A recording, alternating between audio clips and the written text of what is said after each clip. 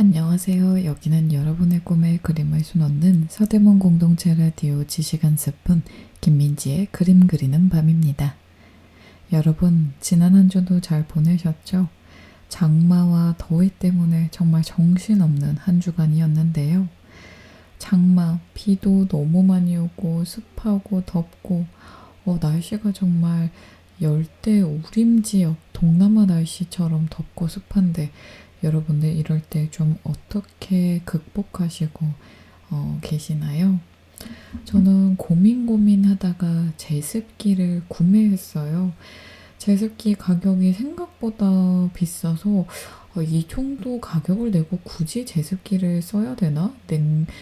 에어컨에도 제습 기능이 있는데 이걸로 되지 않을까라고 해서 고민을 했는데 제습기 성능은 정말 어마무시하게 좋더라고요. 습한 방에 1시간만 틀어놔도 정말 뽀송뽀송해지는데 저는 처음에 제습기가 왔을 때 집에 습기를 날리고자 정말 계속 틀고 제가 잘 때 틀었더니 이 건조한 바람과 이 기계에서 나오는 뜨거운 열기? 이것 때문에 제가 목감기가 심하게 걸린 거 있죠. 이게 아무래도 공기를 빨아들이고 공기를 다시 내보내고 하는 이 공기 순환 기계이다 보니까 저처럼 호흡기가 좀 예민한 사람들은 이게 좀 가까이 두기에는 무리가 있겠더라고요. 그래서 저는 외출할 때 옷방에 틀어놓는다든지 침실을 제가 나갔을 때 틀어놓는다든지 이런 식으로 제가 없을 때 문을 닫아놓고 틀고 있거든요. 그러다 보니까 이 꿉꿉하고 습했던 게 정말 사라져서 좋기는 하더라고요. 근데 또 환기를 하거나 또 방문을 활짝 열어놓으면 또 금방 습해지기는 해요. 근데 사실 이 꿉꿉함을 에어컨으로 날리는데도 한계가 있고 그 어떤 방법으로도 습함을 없애기가 쉽지가 않은데 이때 제습기의 역할이 정말 중요한 것 같습니다.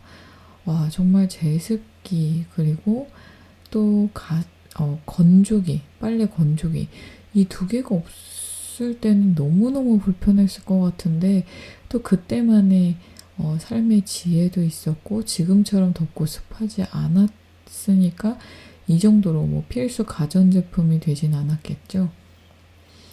이번에 논란이 좀 있었잖아요. 정말 한 달 내내 비가 온다라는 좀 과장된 뉴스, 거짓 뉴스를 만들어서 제습기를 판매한 곳이 있다고 하는데요.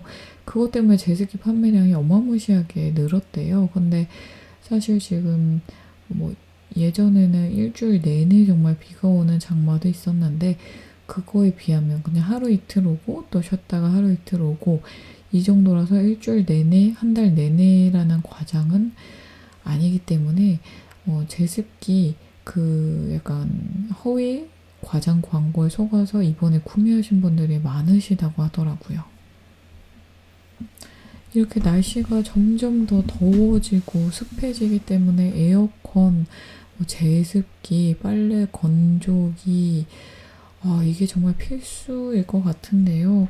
필수로 필요한 것도 있겠지만은 저희가 조금이나마 지구가 덜 더워지게끔 행동, 실천 하나하나 좀 다 같이 해 나가야겠다는 생각이 또 한 번 오늘도 들고 있습니다. 이렇게 날씨 생각을 하면요. 정말 이제 그냥 막연하게 덥다, 춥다, 습하다 여기서 끝나는 게 아니라 이게 좀 도를 넘어서서 심하게 덥고 심하게 춥고 심하게 습하니까 날씨 기후 걱정을 하게 되고 그로 인해서 연쇄적으로 또 지구 온난화 걱정까지 이어지더라고요. 그래서 좀 실천 하나하나 해 보려고 하는데요. 여러분들은 좀 어떤 실천들을 하고 계신가요?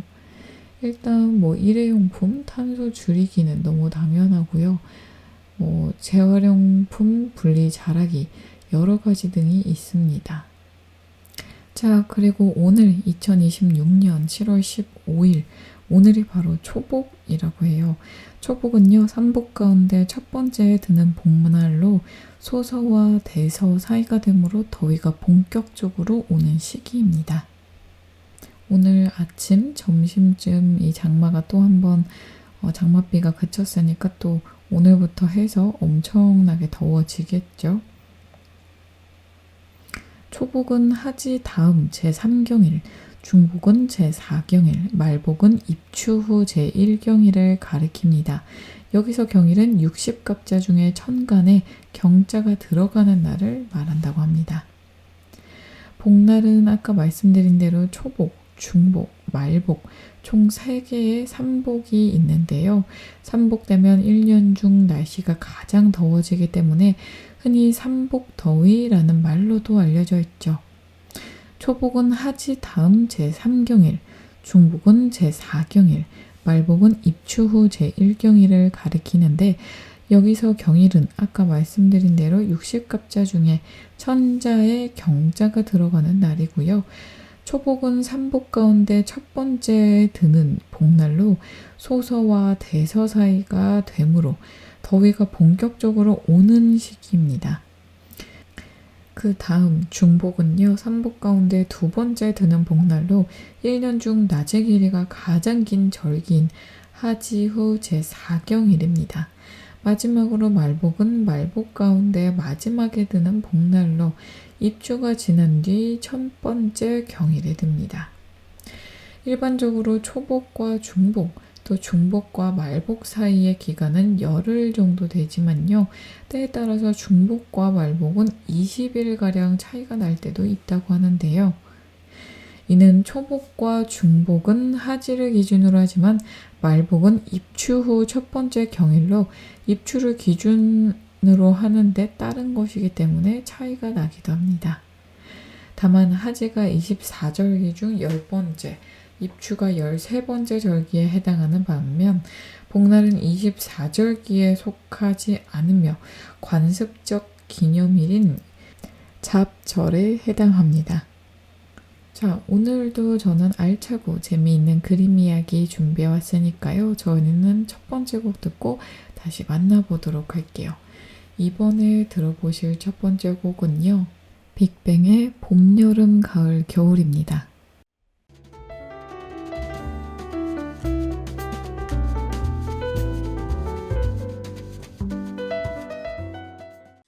이듬해질려 꽃 피는 봄 한여름밤의 꿈 가을 타 겨울 내리는 1년 4번 또다시 봄 정들었던 내 젊은 날 이제는 안녕 아름답던 우리의 봄, 여름, 가을, 겨울 비간 뒤에 비어 대신하여 비엔 비스듬씩 비웃던 질색무늬의 무지개 철없이 철 지나쳐 들지 못해 철부지에 철그러지 오래 멋지 비발디 차이콥스키 오늘의 세계로 맞이해 마침내 시몬네 저 하늘만 바라보고서 사기도 잘 지내고 있어 Goodbye 떠난 사람 또 나타난 사람 머리 위저 세상 나도 내 영감의 아마존 지난 밤에 철만 담고 목숨 바쳐 달려오 새 출발하는 원목선 변할래 전보다는 더욱더 좋은 사람 더욱더 더 나은 사람 더욱더 아침을 스킬 맞고 내 안에 분노 과거에 묻고 For life Do it away, do it away 울었던 웃었던 소녀와 소녀가 그리워 너 사랑했던 시절만 자꾸 기억나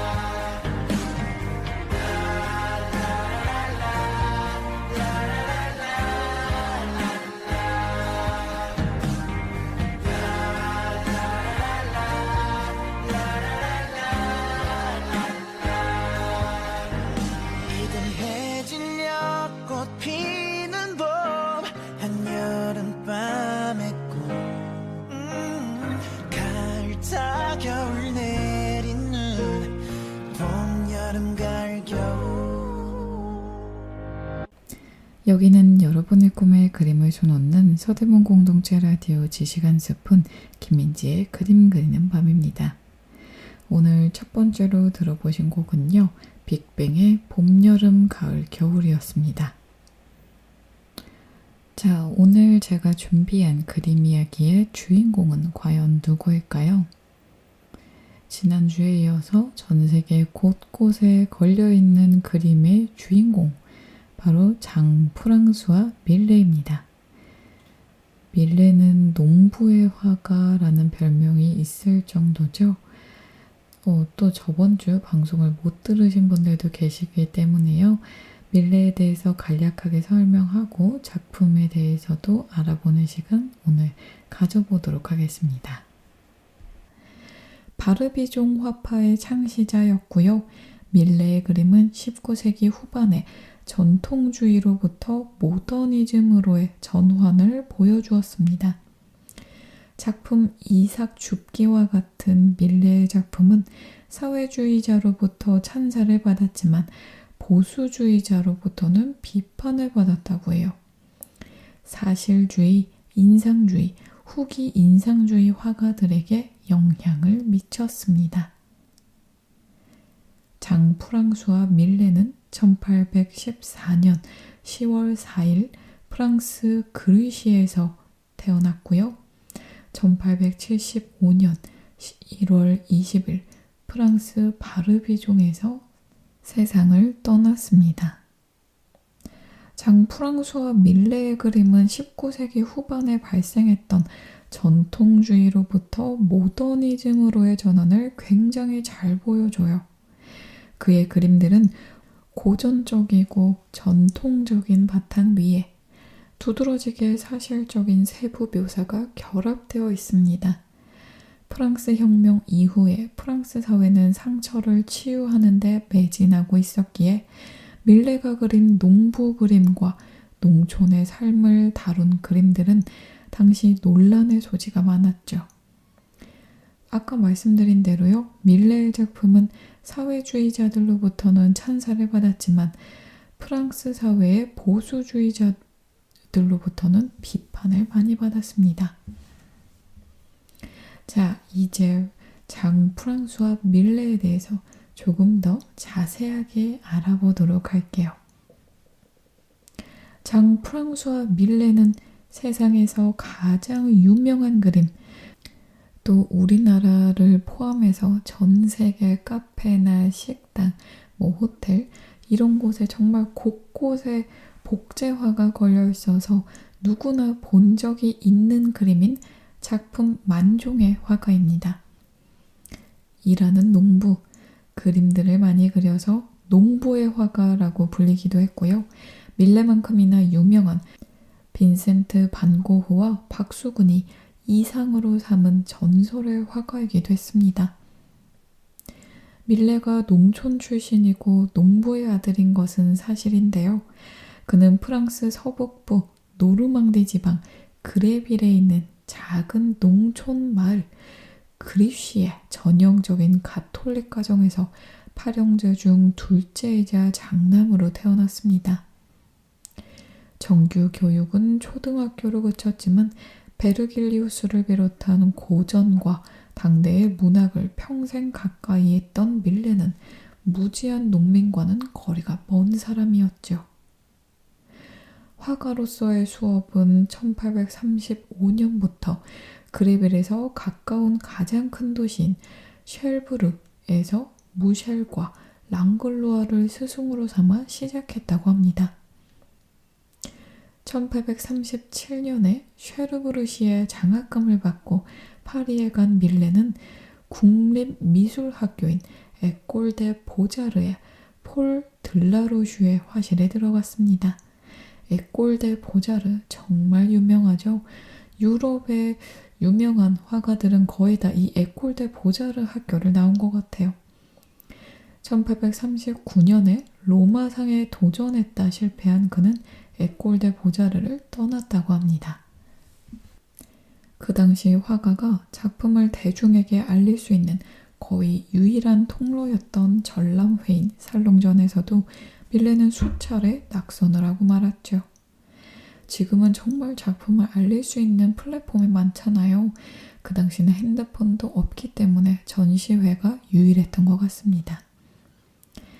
그러다가 1840년 살롱전의 초상화 한 점이 당선된 것에 힘입어 밀레는 초상화가로 활동하기 시작했습니다. 초상화는 19세기의 화가, 특히 지역 화가가 돈을 벌 수 있는 거의 유일한 길이었죠. 작품 파르당의 초상과 같은 거에서 밀레는 그가 파리에 와서 즐겨 찾았던 루브르의 대가들을 연상시키는 남다른 초상화 솜씨를 보였습니다. 이 시기 그의 초상화는 렘브란트의 초상화처럼 색조는 가라앉아 있고 기법은 고전적이나 인물의 특징과 성격이 그만의 방식으로 생생하게 포착되어 있었죠. 저희는 여기서 잠깐 쉬고 노래 한 곡 듣고 와서 다시 이어서 이야기해 보도록 할게요. 이번에 들어보실 곡은요. 샘킴의 Who Are You, 도깨비 OST입니다.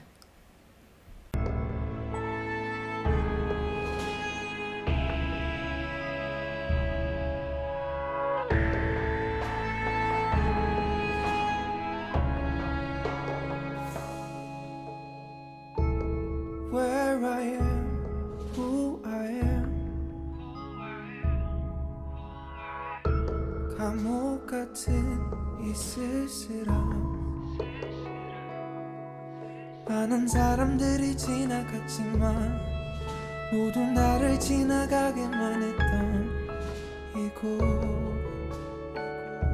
Oh, where I am. Who are you? Who are you? 감출 수 없는 기분. 미친 듯 세상을 뒤집어 쳤던 꿈에서조차 엉켜지고 있던 그대. Where are you? 내가 꼭 찾아낼게. 내가 널 알아볼게. 네가 힘든 곳 어디든 모습이 어떻든 꼭 알아볼게. 내가 꼭 기억할게. 내가 널 바라볼게. 네가 없는 곳에서도 수많은 해가 져도 잊지 않을게. 너의 말투 표정 하나까지 담아갈게.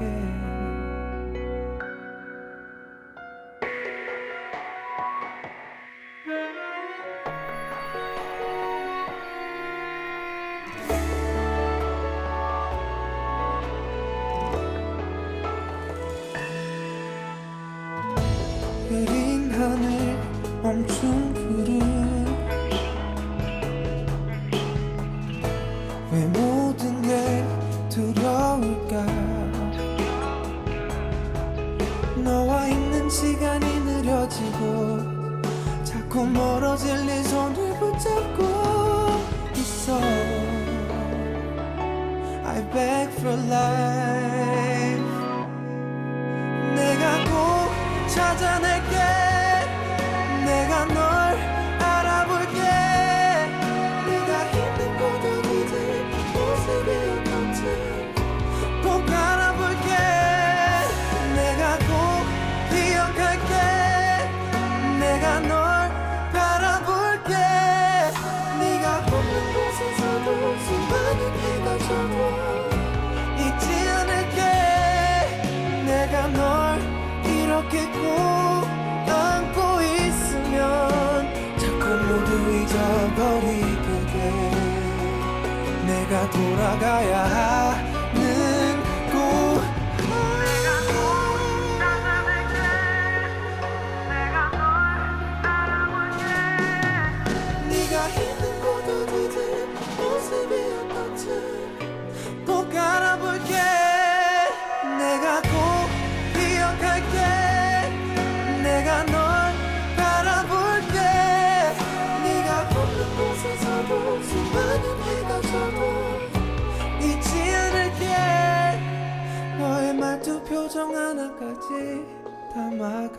yeah.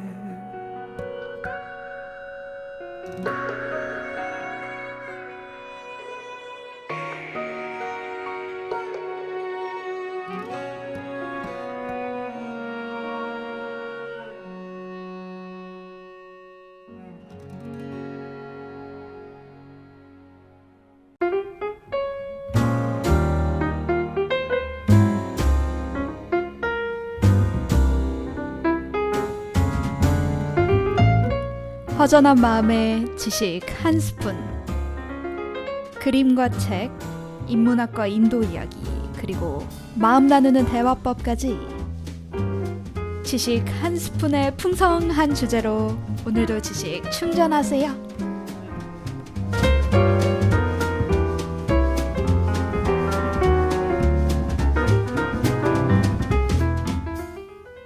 여기는 여러분의 꿈에 그림을 수놓는 서대문 공동체 라디오 지식 한 스푼 김민지의 그림 그리는 밤입니다. 방금 듣고 오신 곡은 샘킴의 Who Are You 드라마 도깨비 OST였습니다.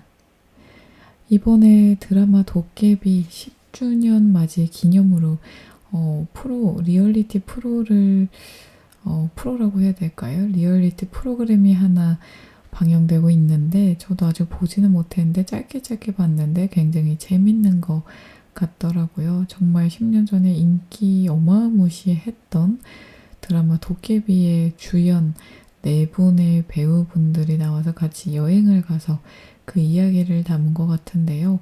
10년 전이랑 지금이랑 그 4분들은 정말 변함이 없이 예쁘고 잘생기셨더라고요.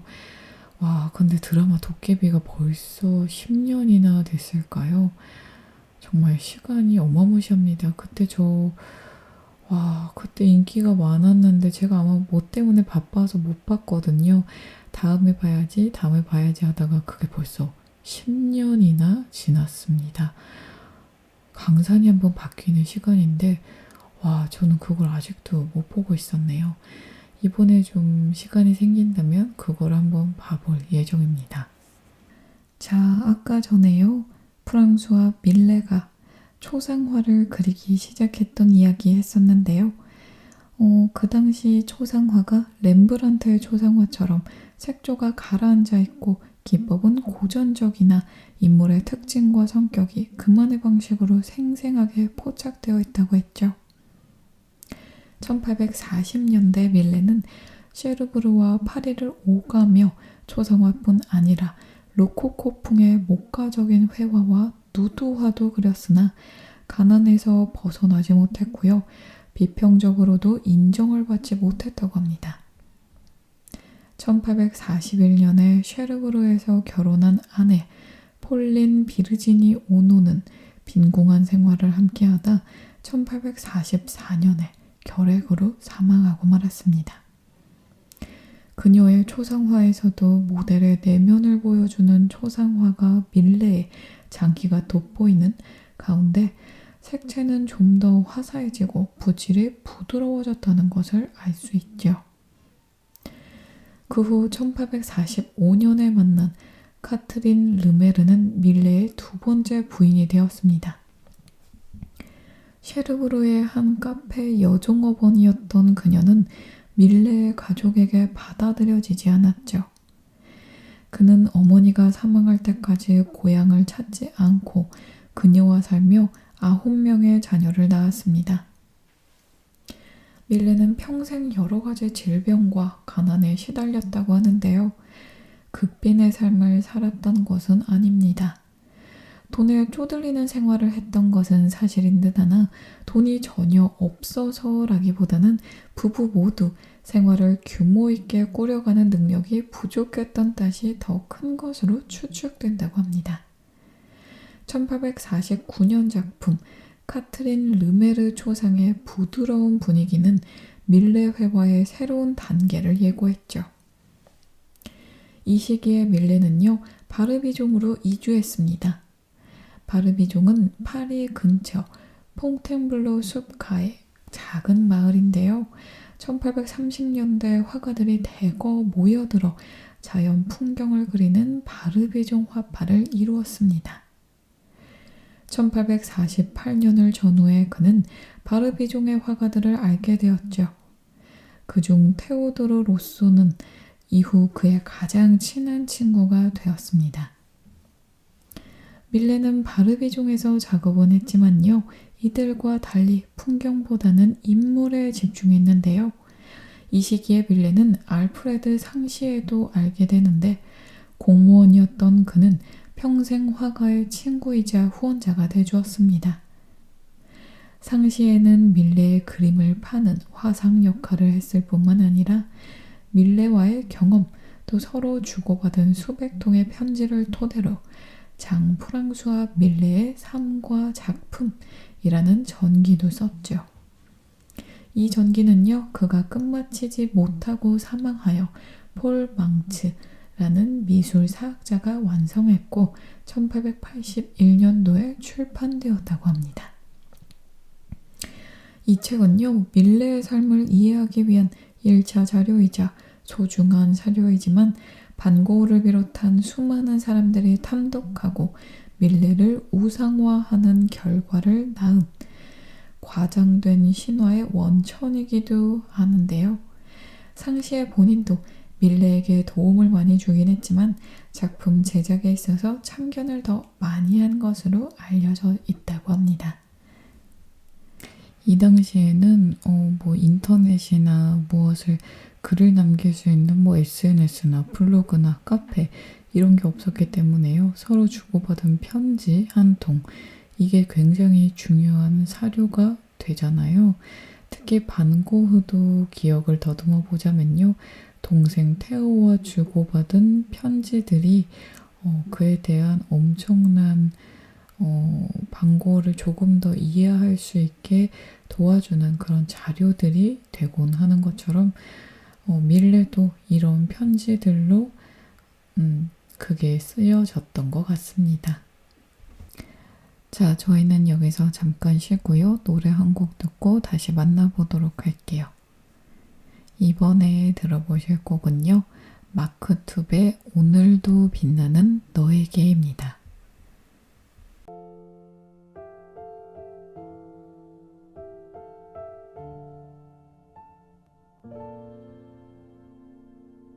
별빛이 내린 밤 그 풍경 속 너와 나 날 새롭게 하는 따뜻하게 만드는 네 눈빛 네 미소 영원히 담아둘게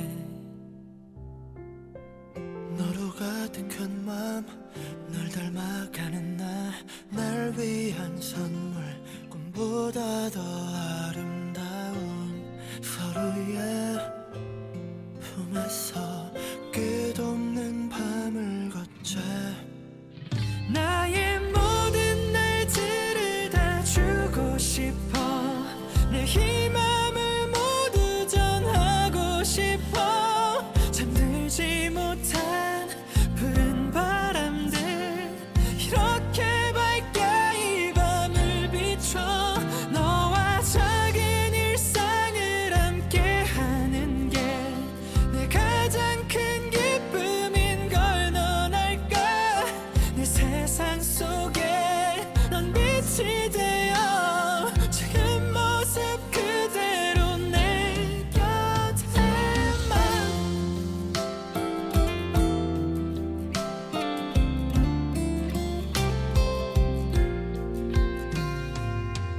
행복이 짙은 날 어둠이 없는 밤 같은 맘속에 같은 꿈이 피어난 건 우리의 정해진 운명이 맞닿은 거야 나의 모든 날들을 다 주고 싶어 내 희망을 모두 전하고 싶어 잠들지 못한 푸른 바람들 이렇게 밝게 이 밤을 비춰 너와 작은 일상을 함께 하는 게 내 가장 큰 기쁨인 걸 넌 알까 내 세상 속에 넌 빛이 되어 지금 모습 그대로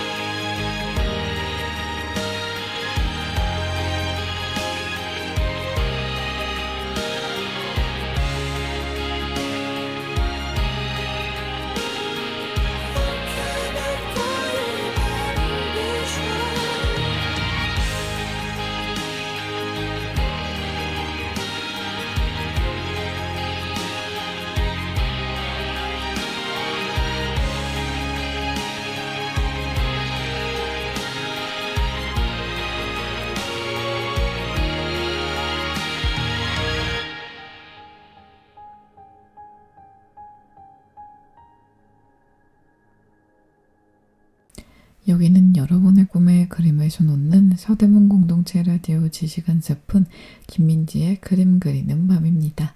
방금 듣고 오신 곡은 마크투베 오늘도 빛나는 너에게 였습니다. 자, 이어서 밀레 이야기 해보도록 할게요. 아까 전에 밀레 전기, 장 프랑수와 밀레 3과 작품 이야기했었죠. 밀레가 바르비종으로 이주하기 직전인 1848년 살롱전에 출품한 키질하는 사람 작품은요, 농부의 화가 밀레 이력의 출발을 알리는 작품이 되었습니다. 여기에서 그는요, 신화나 종교 속의 장면을 상상해서 그리지 않았고요. 현실에서 만나는 평범한 인간, 그 중에서도 일하고 있는 평범한 농부를 그림의 주제로 삼았습니다. 그래서 이때부터 농부의 화가라고 불려졌나 봐요.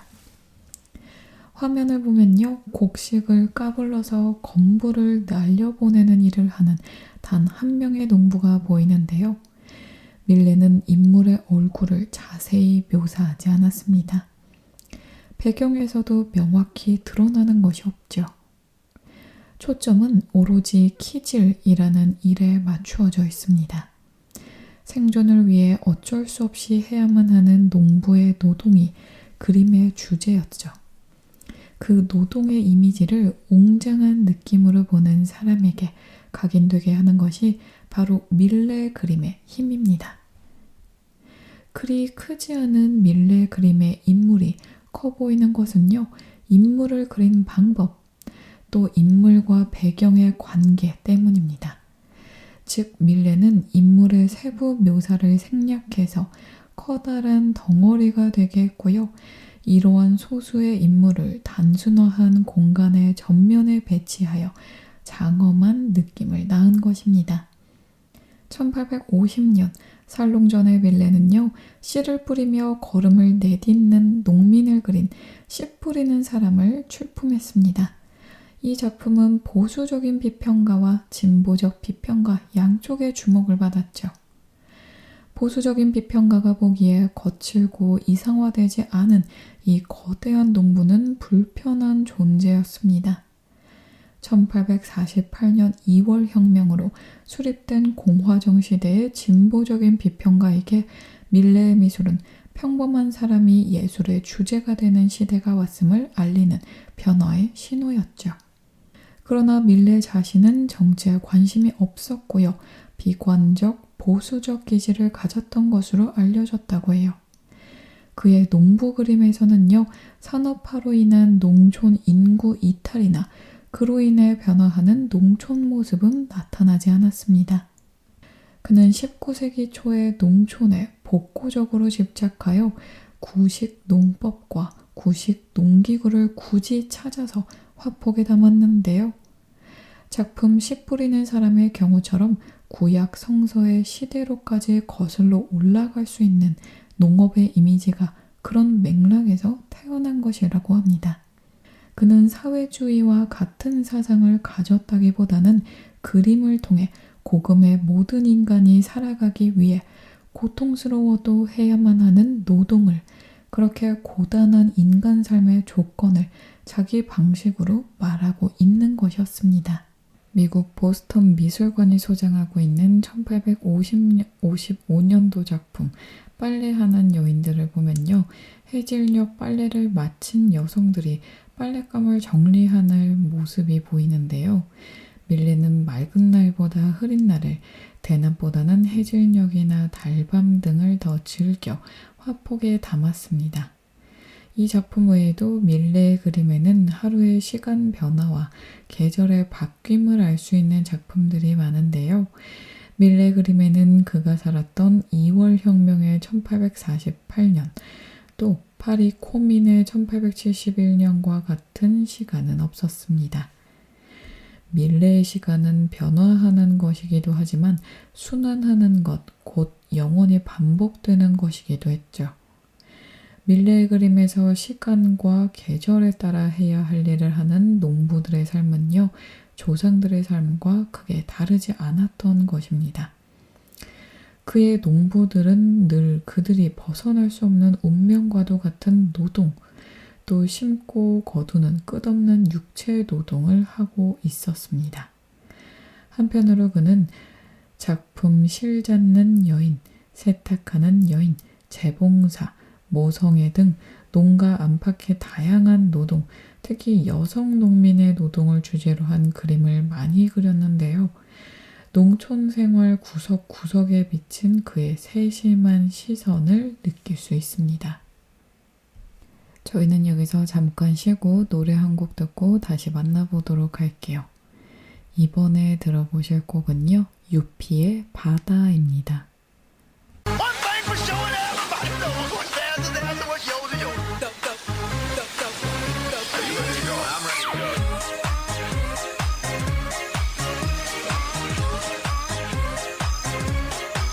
Every time I get wicked.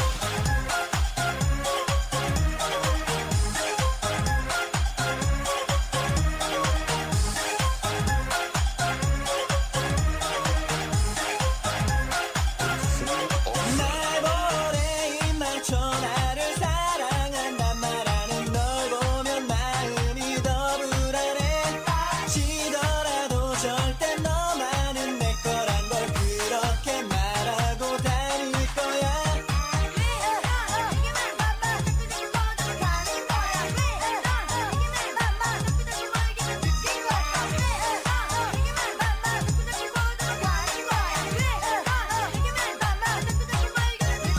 울고 싶어서 내 앞에 널 봤을 땐 너무도 커져버린 너였기에 나는 좋아해 저 정도야 내 손을 잡아주기를 바래 난 너를 보낼게 나의 바다야 나의 하늘아 나를 안고서 그렇게 잠들면 돼 나의 바다야 나의 하늘아 난 너를 사랑해 언제나 나의 곁에 있는 내게만 봐봐 자꾸 보고 가는 거야 내게만 봐봐 자꾸 보이게 느낀 거야 내게만 봐봐 자꾸 보고 가는 거야 내게만 봐봐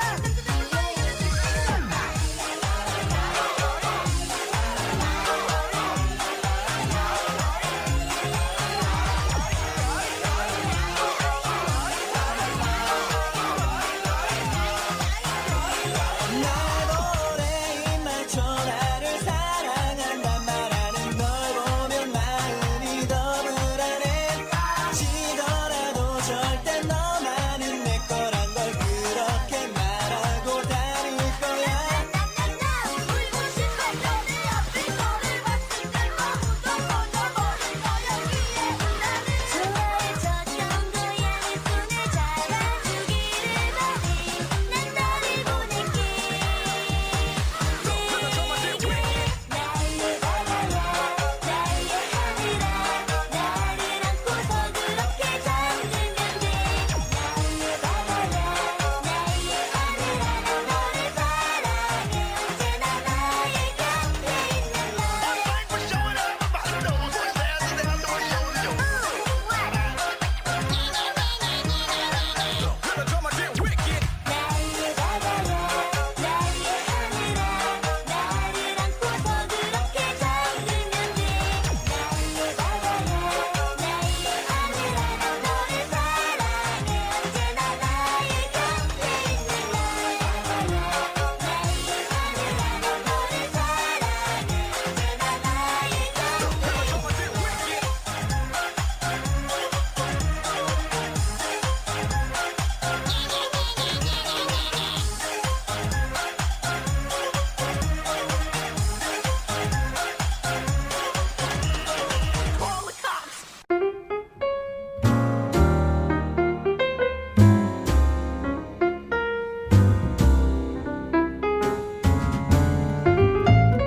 허전한 마음에 지식 한 스푼. 그림과 책, 인문학과 인도 이야기, 그리고 마음 나누는 대화법까지. 지식 한 스푼의 풍성한 주제로 오늘도 지식 충전하세요.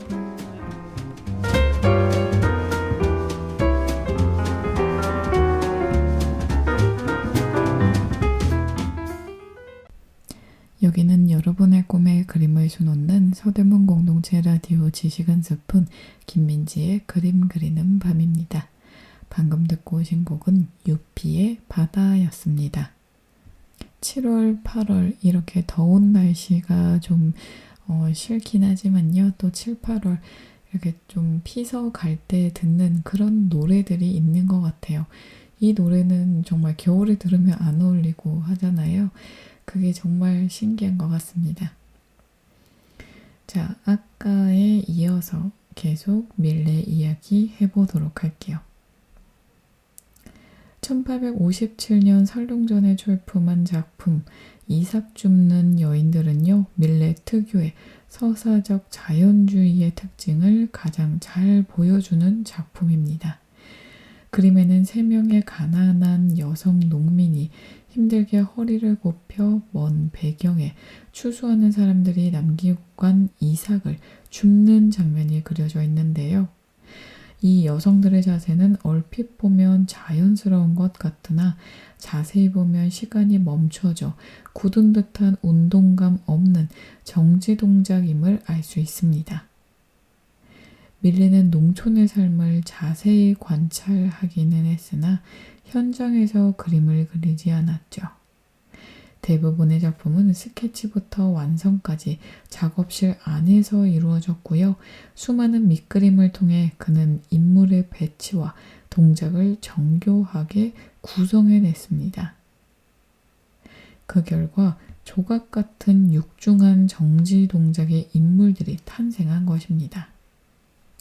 밀레의 다른 농부들처럼 이 여성들의 경우에도 얼굴에 추상적인 특징은 나타나지 않고 있는데요. 여성들의 머릿수건이 파랑, 빨강, 노랑으로 맞춰진 것에서 보이듯 의상도 사실적인 사생의 결과가 아닙니다. 밀레는 계절에 상관없이 늘 비슷한 복장을 한 농부를 그렸죠. 밀레의 농부들은 체격이나 나이 또한 거의 비슷했습니다. 이렇게 그는 농촌 생활의 사실성을 반영한 동시에 변형했던 것이죠. 이 모든 것을 통해 밀레가 만들어내고자 한 것은 특정 농부가 아니라 농부의 전형, 일하는 농부, 농부의 일 그 자체였습니다. 그들은 일을 하면서 비현실적으로 즐거워하거나 감상적으로 고통스러워하지도 않았는데요. 그들의 노동에서 피로와 가난, 어쩌면 체념을 느낄 수는 있지만 그들의 그 노동을 조롱하거나 무시할 수는 없었기 때문입니다. 그 단순하고 고전적인 고요함에서 위엄을 느낄 수밖에 없었던 거죠. 농부 그림은 전통적인 회화의 주제 분류상으로는 장르화에 속했는데요. 우리식으로는 풍속화라고도 할 수 있는 이 유형의 그림은 평범한 사람들의 일상생활 장면을 주제로 한 것입니다. 우리나라 조선시대 풍속화 대표 화가 누가 있죠? 김홍도와 신윤복. 이 정도 저희 함께 이야기 나눴었는데요. 다시 서양 화가들 쭉 살펴본 다음에 또 다시 한국 조선 화가들로 돌아와서 또 조선시대 화가들 이야기도 다음에 해보도록 하겠습니다. 장르화는 역사화나 초상화에 비해 그 격이 낮은 것으로 여겨졌고요. 그 분위기도 종교나 신화를 주제로 한 그림의 장엄함과는 거리가 멀었습니다. 그러나 밀레의 농촌 장르 그림에서는 종교나 영웅 주제에 회화를 연상시키는 엄숙함과 당담함, 때로는 거룩함이 느껴졌습니다. 밀레는 직접 성서의 구절을 연상시키는 장면을 많이 그리지 않았는데요. 그리하여 그림이 이야기에 종속된 사파로 전락하는 것을 막고 그림과 거기에 그려진 일 자체가 종교성을 가진 존엄한 존재가 되게 한 것입니다. 밀레 작품의 종교적인 분위기는 청교도적인 미국 문화에 호소력을 가져 많은 구매자가 생겨났는데요. 그리하여 밀레 작품을 프랑스 다음으로 많이 소장한 곳이 미국이 된 것입니다. 미국 보스턴의 화가 애플톤의 주문에 의해 그린 1859년 작품 만종은요, 밀레에 대한 비평이 어떻게 요동쳤는지를 가장 잘 보여주는 작품입니다. 이 어마무시하게 유명한 이 작품 만종이 미국 화가의 주문에 의해서 그려진 거였군요. 자, 저희는 여기서 노래 한 곡 듣고 와서 다시 이야기 나눠보도록 하겠습니다. 이번에 들어보실 곡은요, 아이유의 홀씨입니다.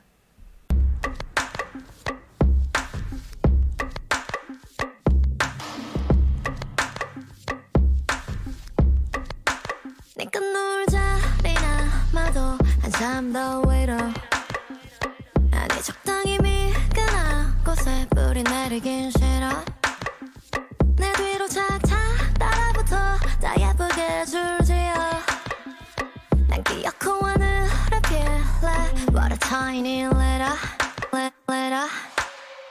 아슬아슬히 나는 훨씬 하나 또 다른 길을 향해서 Fly to blue 혹시 나의 안부를 묻는 누군가 이거든 전해줘 깨는 홀씨가 됐다고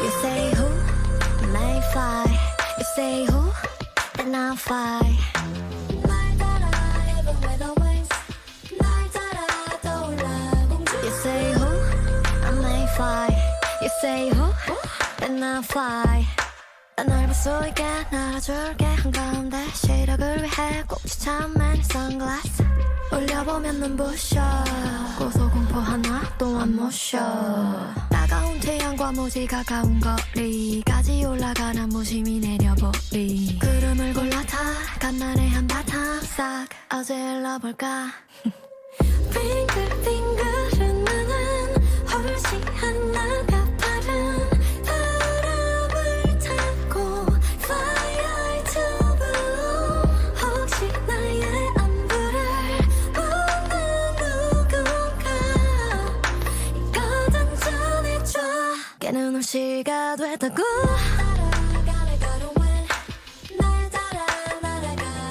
You say who may fly You say who then I'll fly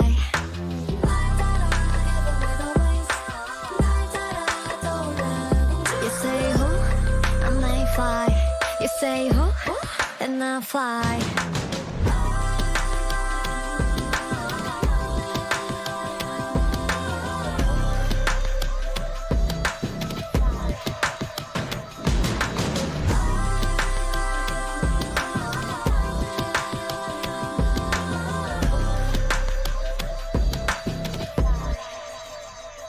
앞길이만 많지 않아도 엄살은 뒤로 내 선택이 하늘 그랬듯이 쉬울 확률은 zero 남은 거 탈탈 털어줄게 모두의 눈을 빌어 구태여 인사하고 갈래 Make I feel with ya say ya 여기는 여러분의 꿈에 그림을 수놓는 서대문 공동체 라디오 지시간 스푼 김민지의 그림 그리는 밤입니다. 방금 듣고 오신 곡은 아이유의 홀씨였습니다. 자, 이어서 아까 밀레의 작품 만종 이야기 해보도록 할게요. 이 그림을 보면요, 그림의 전경에 젊은 농민 부부가 저녁 하늘을 배경으로 서 있죠. 후경의 교회에서 들려오는 저녁 기도 종소리에 여성은 손을 모아 기도를 하고 남성은 모자를 벗어들고 서 있습니다. 이 그림의 평화로운 분위기는 사람들을 매혹하여 이미 19세기 후반부터 프랑스 방방 곳곳에 판화와 사진을 통한 복제본이 퍼지기 시작했고 레오나르도 다빈치의 작품 모나리자와 같은 전 세계적인 대중성을 갖게 되었죠. 그 후 1889년 이 작품은 루브르와 미국 사이의 경매 전쟁의 대상이 돼서 58만 프랑에 미국에 팔렸고 세계에서 가장 유명한 그림으로 미국 전역을 돌며 전시되었습니다. 1890년에는 프랑스인 쇼샤르가 80만 프랑에 사서 1909년에 루브르에 기증했습니다. 그러나 그때는 밀레가 구식이 되었고 그의 그림은 조롱의 대상이 되고 말았죠. 작품 만종은 살바도르 달리의 분석과 패러디의 대상으로도 여러 차례 등장했다고 하는데요. 밀레의 유화보다 드로잉을 더 높이 평가하는 사람이 있을 정도로 그의 드로잉은 탁월했습니다. 유화에는 일하고 있는지 명상을 하는 것인지 구별이 안 되는 사람이 자주 보이는데 반해 드로잉 속 인물들은 진짜로 일을 하고 있는 활력 넘치는 모습이었기 때문입니다. 정적인 장면을 그린 드로잉의 경우 흑과 백의 표현적인 효과에서 쇠라나 르동을 예고했죠. 1865년 이후에는 에밀 가베의 주문으로 파스텔화를 자주 그렸는데요. 본인은 그냥 데생이라고 부른 밀레의 파스텔화는 밝은 색채와 모자이크 같은 선의 결합으로 인상주의와 드가의 회화에 선행하는 혁신적인 면모를 보여주었습니다. 작품 낮잠은 그런 특징이 살아있는 대표적인 파스텔화로 반 고흐가 수없이 모사하여 더욱 유명해진 작품입니다. 이 작품을 보면요, 밀레는 여러 색의 선만으로도 빛의 뉘앙스와 양감, 깊이감을 표현하고 있습니다. 또 작품 우유를 휘젓는 사람에서도 밀레는 파스텔로 한편의 이야기와도 같은 농가의 일상을 그려내고 있죠. 말년의 밀레는 인물이 등장하지 않는 풍경화도 그렸는데요. 1868년에서 74년에 프레데릭 아트만에게서 주문받아 그린 작품 4개 시리즈 중 작품 봄이 대표적인 예시입니다. 이 풍경화들은 자유롭고 회화적인 붓질과 밝은 색상으로 바르비종파와 인상주의 사이의 연결고리를 형성하고 있었죠. 그 후 1874년 밀레는 파리 팡테옹을 장식할 성 주누비에브의 일생주제 벽화를 주문받았으나 건강이 악화되어 완성하지 못했고 병에 시달리던 중 1875년 1월 3일 아내와 교회에서 정식으로 결혼했고 그해 1월 20일에 병으로 사망했으나 병명은 정확하지 않다고 합니다. 자, 오늘 이렇게 바르비종 화파의 창시자, 농부의 화가 장 프랑수와 밀레에 대해서 알아보는 시간 가졌는데요. 좀 유익하고 재미있는 시간 되셨을까요? 이삭 줍는 여인들, 또 만종의 화가, 밀레, 저도 굉장히 관심이 어렸을 때부터 많았고 너무나도 친숙했던 화가인데 정말 그의 작품을 보면 다른 생각 없이 좀 마음이 편해지는 것 같습니다. 자, 저는 다음 주에도 알차고 재미있는 그림 이야기 가져오도록 하겠습니다. 지금까지 여러분들의 꿈에 그림을 수놓는 서대문 공동체 라디오 지식 한 스푼 김민지의 그림 그리는 밤을 진행한 아나운서 김민지였습니다.